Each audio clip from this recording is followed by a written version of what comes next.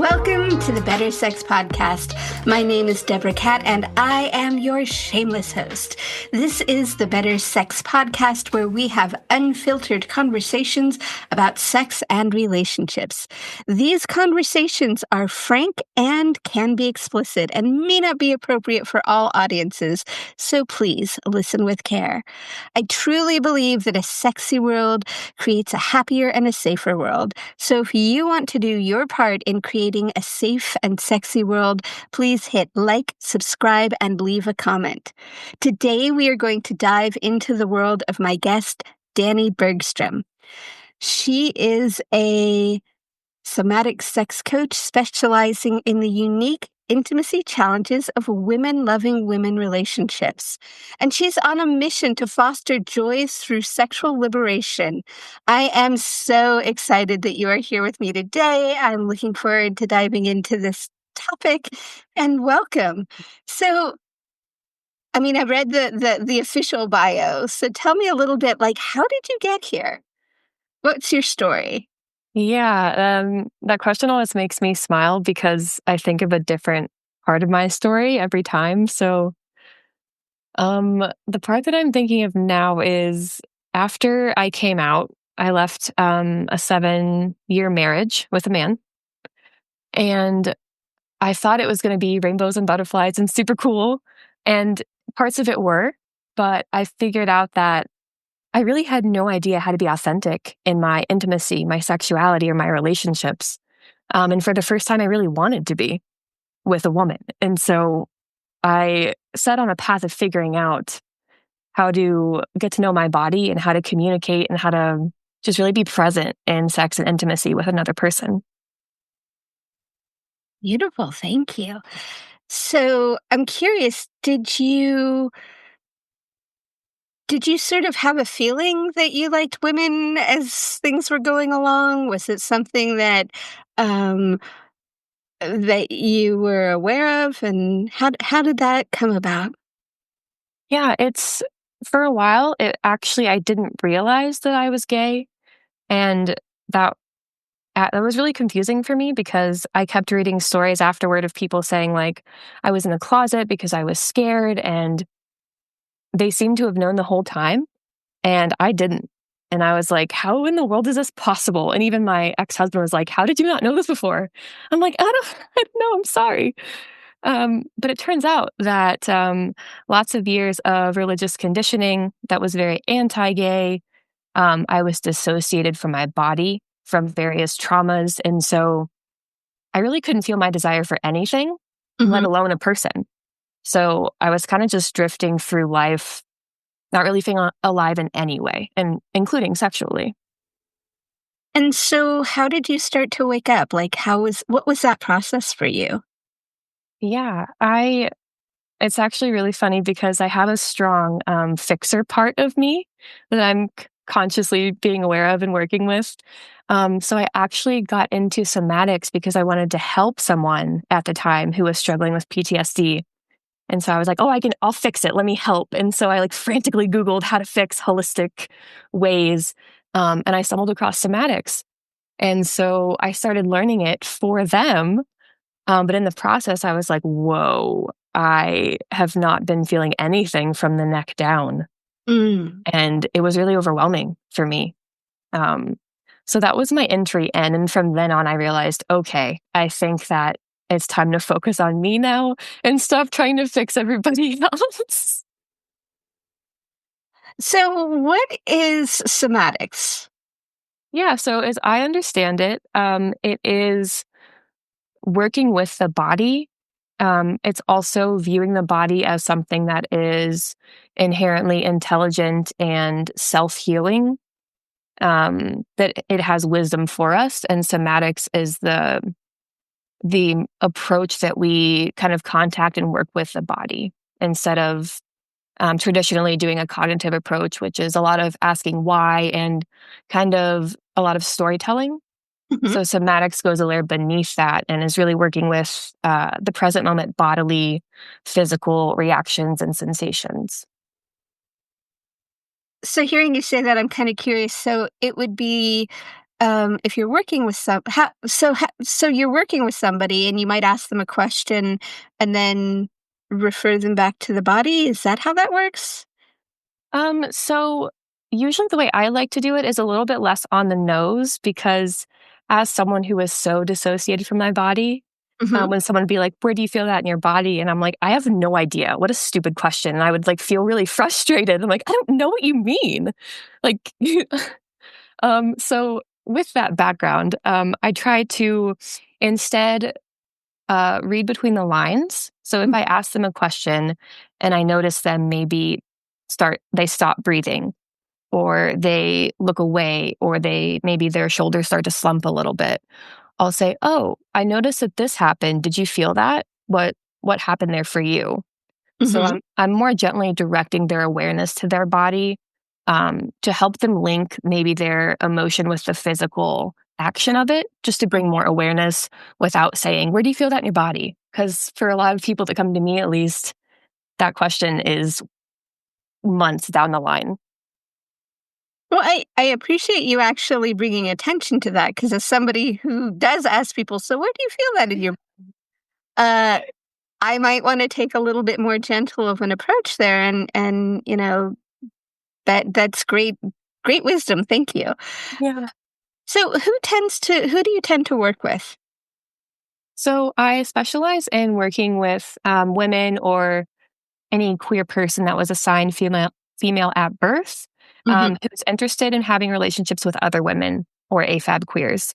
So really that dynamic of two women or two people with vulvas. And the people within that category that seem to find me, they often have struggled with some religious dogma. They often are very self-aware and very smart, and Mhm. they know why they are acting how they are. They know why they maybe have trouble with hard conversations with their partner, or they know why they're anxious during sex, but they don't know what to do about it. So I find that they come to me at that stage where they're pretty self aware, but they don't know how to apply that information necessarily. I'm curious, you use the word AFAB, and, I'm not sure that all of everybody knows what that is, so can you Thank you. Absolutely. So assigned female at birth, that just means that when a baby comes out, the doctor assigns them a gender based on the genitalia. Mhm. And sometimes people grow up and they don't identify with that gender that the doctor gave them based on their body. Mhm. So I work with a lot of non-binary folks as well, but they do have that same anatomy, but that's the woman is not the gender that they necessarily align with. Got it. And so what are some of the typical things that so they, I they have an idea that they might be queer, meaning that they're interested in the same sex, Mhm. and then, but they're not sure how to be in relationship. And how would you say relationship would be different than, say, a straight relationship? Like, what are some of the differences there for you or for folks? Yeah. So I think I'll maybe share a little bit about how I experience the difference first, because that usually maps pretty closely to what I hear from clients. Mhm, Um, so for me, I I had a very specific role from society, from the religion I grew up in as a woman in a relationship with a man. I was a submissive person. I was looking to him for the final decision. Basically, he was the head of the house, quote unquote. Um, and as far as intimacy, I was the one who needed to keep my emotions in check so I didn't seem crazy. And as far as sex goes, it was centered around him. So PNV, penis and vagina sex, was the main course. When he was done, it was over. mhm. Foreplay was optional. Um, so those are the similar things that I see with clients. Some of my clients do come to explore their sexuality with me, and then others are already in a queer relationship. But either way, they're noticing that with women, it can feel a bit different. And I've kind of parsed apart three main reasons I feel like we get tripped up when we're with the same sex as far as us women go. And it's because of trauma, socialization, and lack of practice. Mhm. So I'd love to dive into whatever or any of that you think is most interesting. Yes, I'm in. I'm in. Let's start with what was the first one? Trauma. Trauma. Okay. How does that affect things? Yeah. So unfortunately, most of the sexual trauma that happens to folks happens to women, over 90%. Um, so even if there's no like sexual assault or abuse, there I do see a trauma in people coming to me about sexuality being dirty or slutty or wrong for women to embody and express. So that's the first one. And so when two people get together, whether they have the specific assault or abuse, but they both have that conditioning, which affects them as a form of trauma, Mm-hmm. then they are both women often are disconnected from their own desire, and they have learned to hate their bodies instead of seeing them as a vessel for pleasure. So when both people come together with that in mind, it can feel very shut down. And I find that it can often be, it can get platonic really quickly, even when both people don't want that. Right. There's a couple of cliches, you know, some of the cliches around female same sex relationships are, the first one is like, what do you bring on the third date? The U-Haul. Yeah. Yeah. There's that whole thing about like being socialized to connect and the connection. And then, there's a lot of talk around uh is it bed death? Deathbed? Lesbian bed death. Yeah. And so, and it makes sense if there's this way in which we're not, you know, as you said earlier, women tend to be socialized to look outside of ourselves for cues around sexuality, Yeah. how to do that. And even if we have desire, we're often looking to, seduce our partners into being the one to make the first move, if you will. Right. And so I think I'm going to hand socialization over to you and see what else you have to say about it. Yeah, that's a perfect segue. So for the socialization piece, one of the things that you touched on is the U-Haul joke, right? Which is super, super common, actually. Like it's a stereotype that has a lot of truth to it in our community. So a couple reasons from the socialization perspective that I think this happens a lot is because women are socialized into the romance idea, right? We meet someone, our eyes lock, and they're the perfect fit for us, and we fall in love, and it's just so beautiful and perfect, and everything's amazing. So some of us actually really do want that, right? And I'm not discrediting that, but a lot of us, that's the only version of love that we've been conditioned to want. Mhm. So I think when we find someone that we like, we get that rush of like, oh, this is it. This is the one. Everything's a baby, kids, house. Everything's perfect. So I feel like we're really susceptible to doing things on fast forward because of that.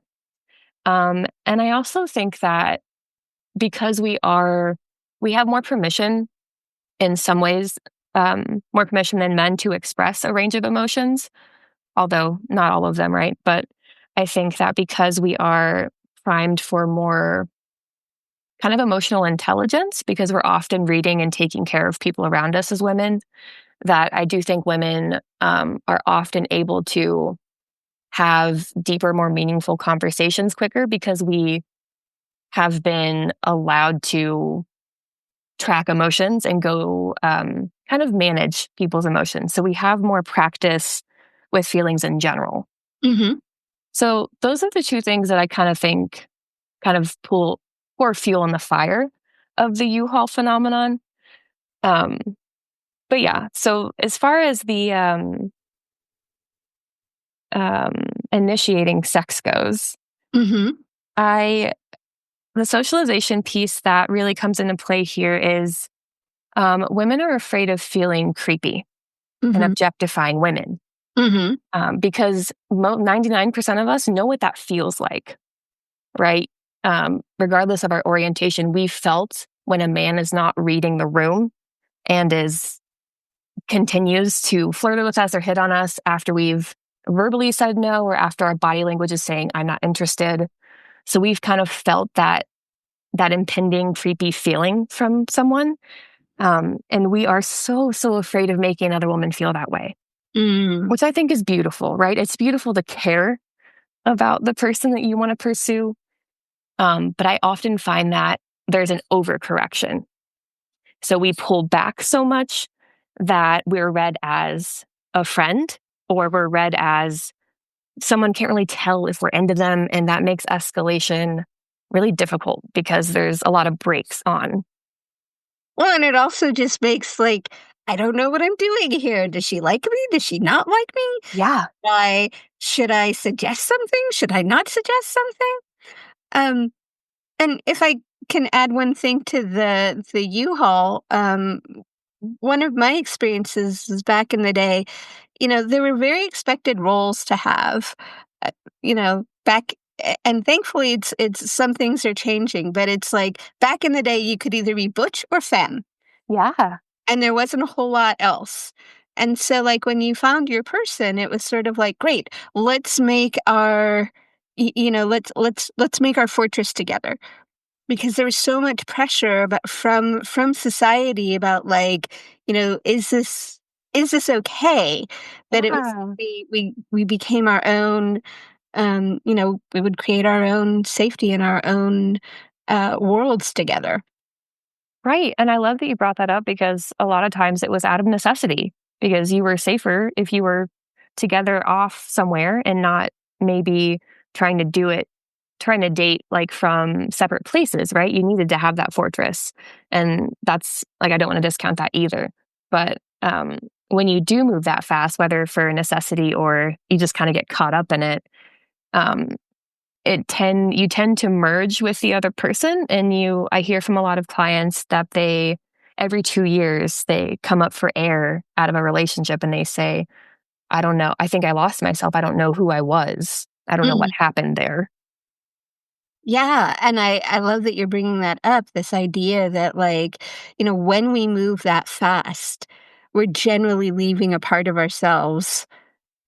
We're making ourselves smaller so that we can fit into the relationships. Uh, Yeah. and which makes the escalation piece really tricky, because, part of, I think, what fuels, um, sensuality and sexuality is having that distance, and having that, oh, it's, once it's established enough that, yes, there's interest, once you've got past the, who's gonna say, shall we, hang out first or whatever, but having that tension and release is really important to keeping the flame alive. Um, so how when you work with people, what are some of the things that you suggest that they track, or that they how does what do you suggest for escalation? Yeah. So um, when I come across an issue like with escalation or someone's like, I want to initiate, but I'm scared, um, I often dial it way back. Mhm. So in a session that might look like we're talking about escalation, and I notice they're talking really fast. And I'm like, okay, you seem a little nervous. Let's talk about how your nervousness may be affecting how you're showing up, even with me on this call. So I find that they often, because there's that lack of connection with the physical, the body, the somatic, they often don't realize how they're coming across energetically to their partner. Um, that's really the first piece that we work on is how is your energy affecting the space that we're in? So to someone who that might sound really kind of woo-woo to, Yeah, yeah. say that another way. Yes, thank you. I would love to. Um, so, body language, the bodies communicate through um, emotions, there's pheromones, there's all kinds of things that we are sensing beyond a conscious level. This physiologically that we read from someone else in the room.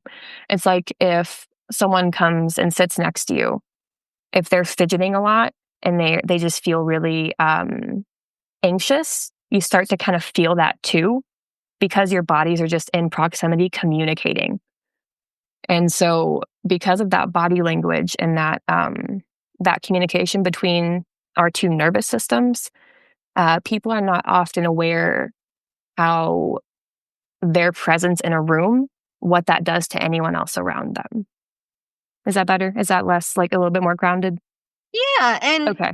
and hearing you say that, I would imagine then the same thing would be true, is it's like, if you're in a room where there's a lot of, like, you know, stuff going on, energy, that, you're the way that you respond is going to be a little different, versus being able to, as you said, calm your nervous system. And, nervous system regulation is something that I think we're talking about more and more. And I'm wondering if you could say a little bit more about what that is. Yeah, I would love to, because I feel like maybe the way that I see it is a bit different than how I see some other people explain it. So, um, for me, for what I've learned, nervous system regulation is about flexibility in your nervous system to move between states of activation or relaxation based on the environment. So you're able to kind of meet the situation with a response that makes sense. Mm. So it's not about being calm and just zened out all the time, because there are some situations that don't call for that. So you want your response to match the situation. And I would imagine when we come in with, trauma, part of what that is our nervous systems are not accurately reading and matching the situation at hand. Is that accurate? Yeah, that's exactly right. So with trauma, that there becomes a rigidness in the system. So I like to think of flexibility as like a wave, and then the rigidness is like a line. It's like a straight line. So when that comes to sex and intimacy bring an uncertainty to the table of what's going to happen next. What am I going to say? How are they going to react? Like, it calls for a lot of flexibility to read the room and shift. Maybe we up our activation as arousal increases. Maybe we want to turn down the activation when we're relaxing, trying to reach orgasm. So there's a lot of shifting going on. And when there's trauma in the nervous system, that makes sex and intimacy often feel really overwhelming because it requires that flexibility, and our system has that rigidness. So we don't yet have the practice of switching those states because the nervous system is rigid. Hmm. And as we start to unwind the trauma, um, how when clients come to you and they have um, an experience of trauma, and as you said, it can be, there's a range that it can be. Sure. Even within that range, there's a range of different reactions. Yeah. Um, what are some of the ways in which you start to help them unwind or help them work with that?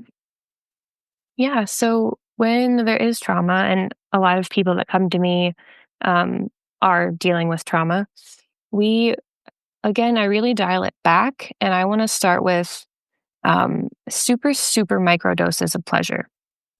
So if we try to jump into sex right away, that's really overwhelming, and someone might just like dissociate or freeze, like they're out of the session, and that's not helping them, right? Trying to force an agenda of like, you need to be in this place. Um, so I would often start really small, of like, I'll have them look around the room and see if they can find something that is nice to look at. Like, is there a color that catches their eye? Is the plant? So that's first, like building their muscle to even identify what may be pleasurable to them. And that's often that being able to focus on something that feels good is often something that gets stuck with trauma because we get stuck on alert looking for danger, which makes sense because there was. And so teaching the mind and the body that the danger is over, the first step is being able to identify things that feel good for us in those small ways.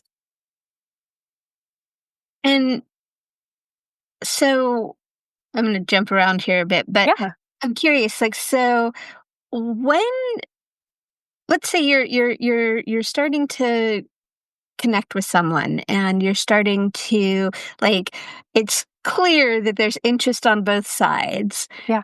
And w- what what do you, not exactly sure that what the question is, so I'll just blurt something out and see if it lands. But I'm curious, like, when do you start talking to the other person about, like, hey, this is what I need or want to be able to fully connect with you and feel my pleasure and to really, have us have an amazing time.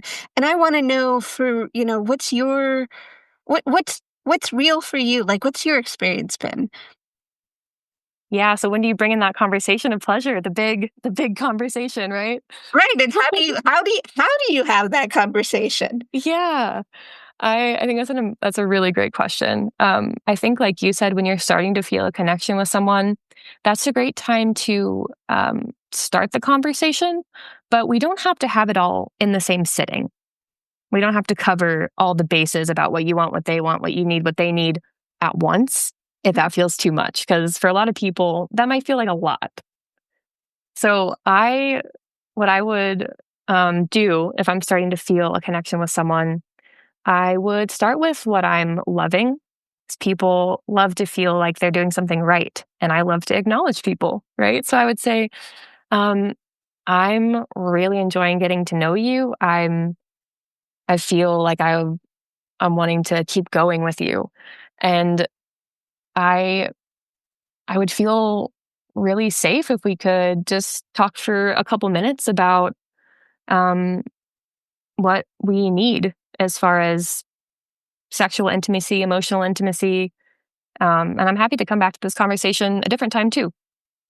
There's something super, say it in your own words, right? You can say it however you want, but just broaching the topic like, hey, I actually, from that conversation, you could learn that you need a lot of verbal consent, Hmm. right? And some people don't like a lot of verbal consent. They would rather have escalation that is nonverbal based on their body language. Um, and that's not something you're going to know by just being like, hey, I like you. Let's go see what we can find out together in the bedroom. That's not going to happen. Just to be clear, when you say verbal consent, you're talking about, like, would you like me to kiss you now? Exactly. Can I kiss you? Can I take your shirt off? Can I touch you? Mhm. And some people like that. And also, I find that with myself and a lot of my clients, we don't really like that because it takes us into our heads. I'm a Mhm. very heady person. So it takes me out of my experience, right? Mhm. Uh, but we're often not taught like how else to do it because, of course, we don't want to cross anyone's boundaries, but we don't know how else to navigate the situation. And how would you suggest that it's navigated if not verbally? Yeah, so it's definitely something that you do need to verbally talk about if you want nonverbal consent, preferably outside of a sexual space. Mhm. Because emotions and vulnerability can be heightened when the clothes come off or when expectations might be building. But what I've said to my partner is, I actually learned that it's really hot for me when we don't explicitly say things, but when you just read my body and know what I want. And for me, like I know that my body wants something more. I'll be moaning. I'll arch my back. I'll lean toward you. I'll pull you close to me. So I let them know, like, I know how my body responds. This is what it could look like. Mhm. And it's hot for me if you do that for me. You're not crossing anything. Like, I want that from you. And do you then, just out of curiosity, do you then say, is there do you set up like a safe word or a something like that? Do you, because I think for me, one of the things that's really hot is when somebody says, and this is super hot in friendship as well as sexuality, is like, you can trust me to know, and you can trust me to tell you. Yes. Because I know I can be a bit of a personality, and so, like, it's really important for me that people feel like they can say no to me, even though I hate hearing it. Right. It's I really want that because it's like I can then relax and feel safe, and I can be more myself, and so I'm curious if that sort of, coming in from the BDSM world, but, like, has safe words or any kind of, like, come into play there. Is that something you work with? Absolutely. I'm so happy you brought that up. I also hate hearing no, but I can't fully immerse myself in the experience unless I know someone can say no. Right. So everyone can just let go and relax and not be monitoring and seeing if someone's enjoying something because we all trust our agency. That's amazing. I'll tell you my safe word actually, and I'll tell you how I got it because it recently changed. My safe word is oatmeal.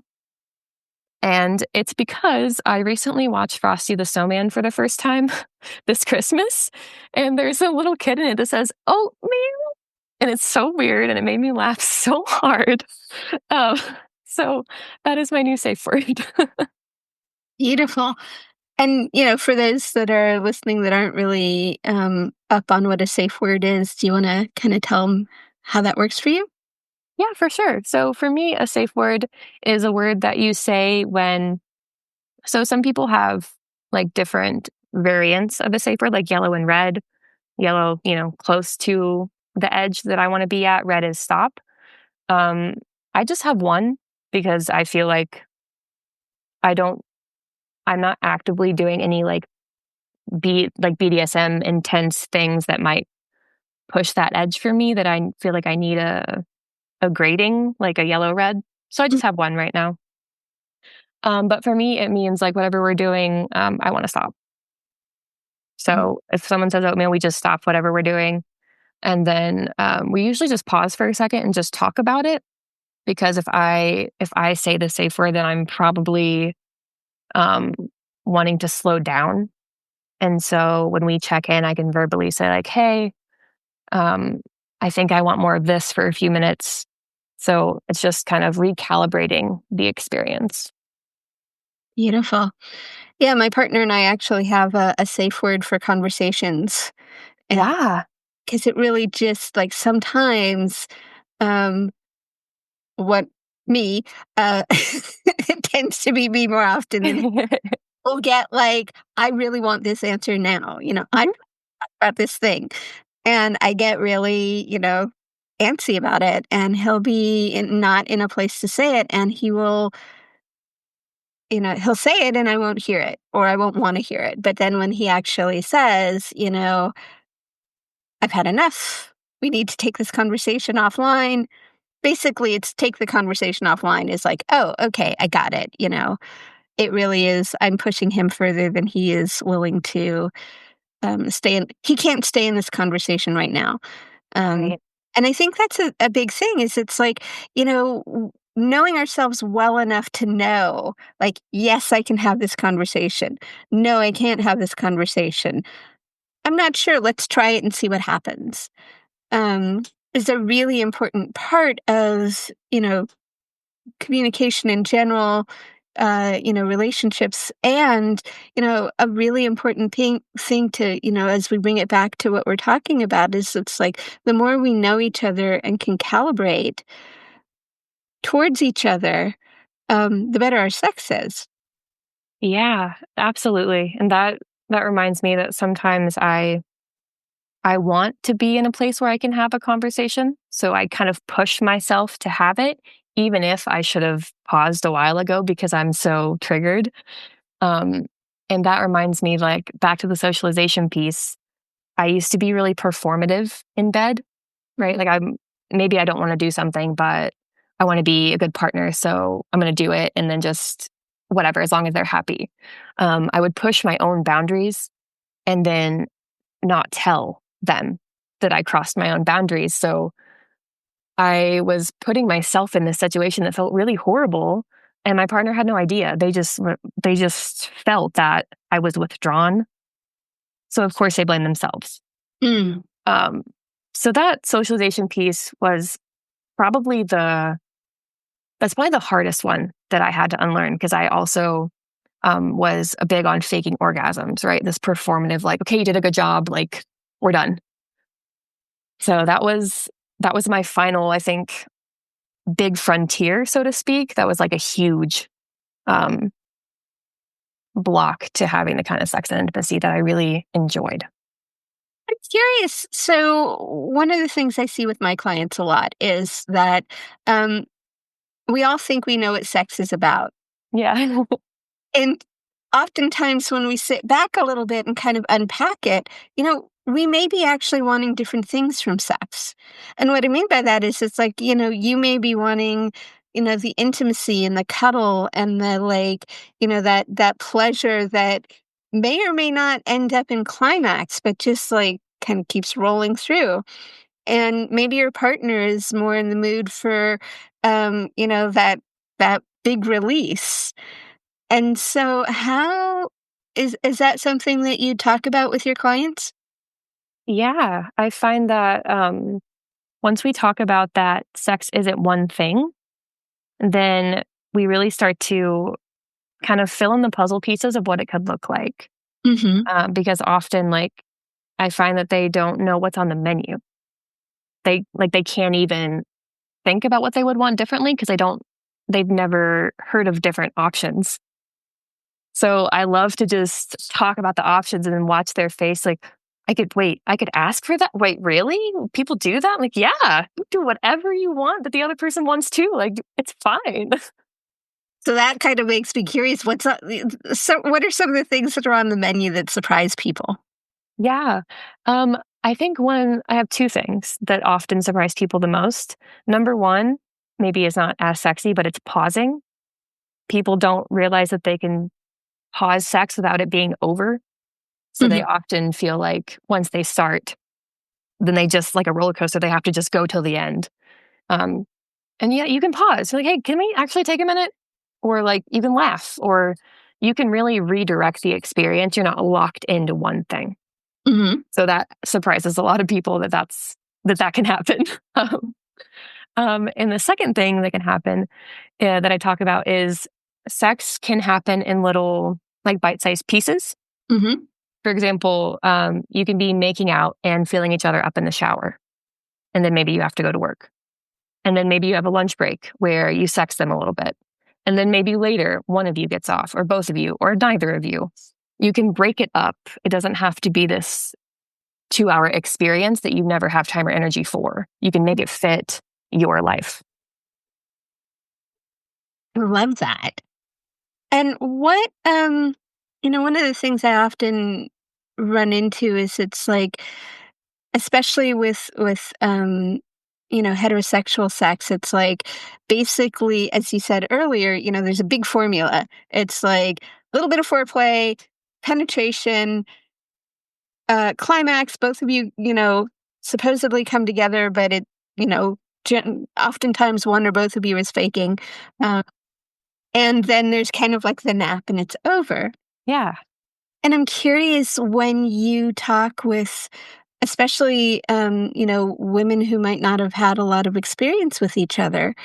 Uh, how do you talk about like what successful, um, I guess for lack of a better word, what successful lesbian sex looks like? Yeah. That's actually a question that I get a lot. Like, so what is lesbian sex? What is it? Um, and there's always a little bit of resistance at first when I tell them, like, it's not one thing. Like, that's impossible. No, it needs to be a thing so I can do it. So there's a little bit of resistance to that idea that that sex is defined how you define it. It doesn't have to include penetration. So something I find that a lot of lesbians or women who want to sleep with women who don't have a lot of experience yet, they assume that penetration has to happen, so they buy a strap-on, and they might not even want it, and then they use it on the person that might not even want it, and then things are like, "Oh, did we like that? Is it done? I don't know." And it can get a little awkward.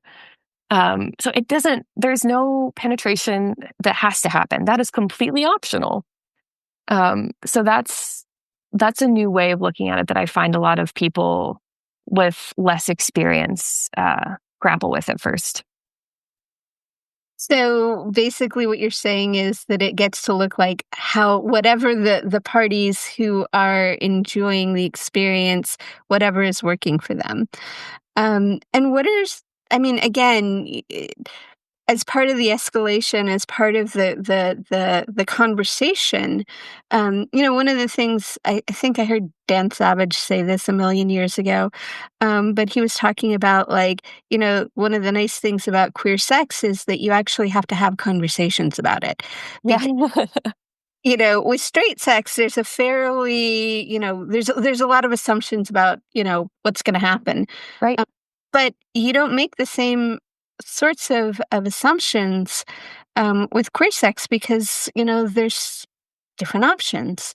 And so I'm curious about like if you have um, I'm thinking like in some communities, it's the consent conversation. If there's anything like, is there not a formula, but are there specific things that you wanna make sure that you ask as you're getting closer to the sexual experience? Yeah, I think there are a few like categories that I think should be covered.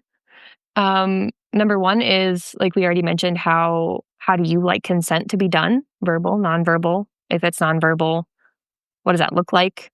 Will you say no if I do something that I misread?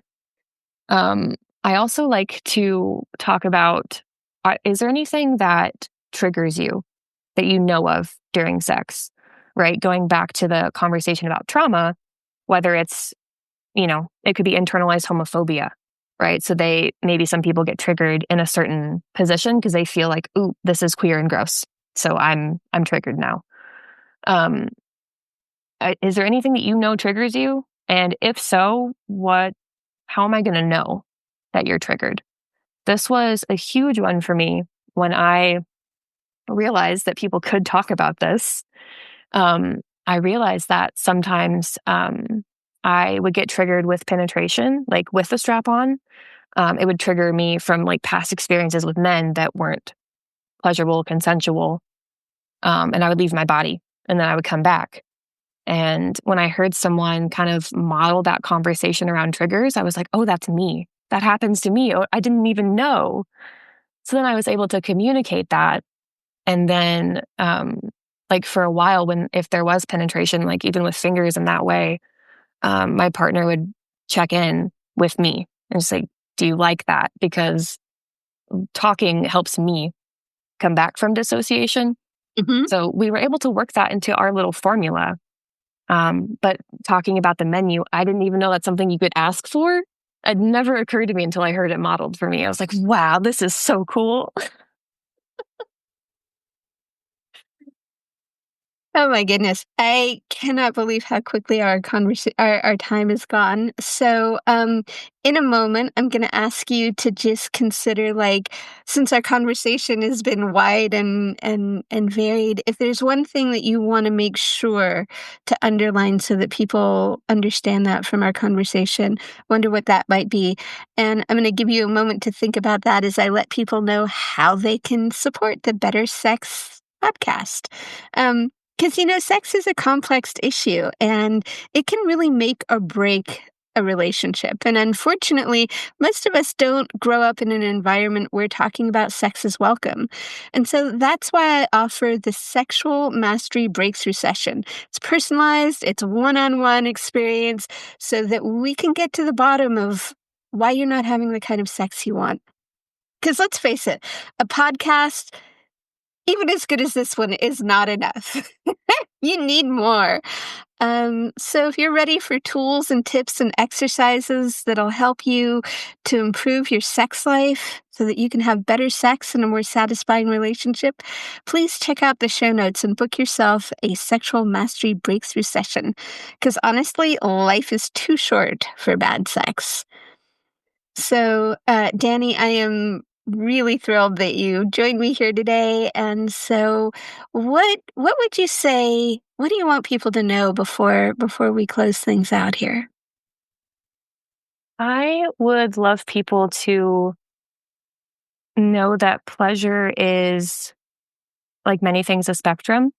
And if you cultivate a practice in your non sexual life of just finding little things that bring you pleasure, it's going to be a lot easier to enjoy and ask for the pleasure that you want in the bedroom too. So it's a full, all encompassing skill and joy finding pleasure. And it'll be great in every area of your life if you can do that. Ah, so good. And I know that you have a gift for people who are listening, and I'd love if you'd tell us a little bit about that. Absolutely. So because we're talking about escalation, and that's a really, really common issue that I also struggled with, I made a free training that talks about initiation, the common blocks to it. We dive deeper in that training because we have a lot more time than we did here. And it talks about how to overcome them so that initiation no longer feels creepy or anxiety inducing, or you're wondering if they're in the right headspace. And there's that gas brakes confusing dynamic between you two. You can actually initiate with confidence and without taking rejection as a world ending thing. And feeling that rejection is actually the person honoring their own boundary. So it really changes your whole perspective on initiation, how to do it, and the different ways that your partner could respond are all going to strengthen your connection. Thank you for that, because that is such an important piece. And, you know, I know that this is geared towards women, and I do want to say that having listened to your podcast and your information before, that yes, it also could be very helpful for men as well. Absolutely. So, I just want to thank my guest, Danie. Where can we find you? I am at saphicsexologist.com. I've been kind of pulling back from social media with all the censorship and stuff, and I send out great emails, and I have my podcast and my YouTube, Sapphic Sex Talks. Those are the best ways to find me unfiltered. Absolutely. And I highly recommend, I was listening to some of the podcasts in preparation for our conversation and really appreciate the wisdom and the permission that you bring to the world in terms of finding who you are as a sexual, social being. So thank you so much for that work. Please follow her on I guess it would be YouTube and on your own podcast. And again, if you want to bring more love, create a better world, if you know somebody who could use the conversation that we've had to help them have a better sex life, please pass it on. Also, like, subscribe, comment. It really helps us to get really good information out into the world, in a world that really needs it. So please do your part. Like, subscribe, and comment, and bye for now.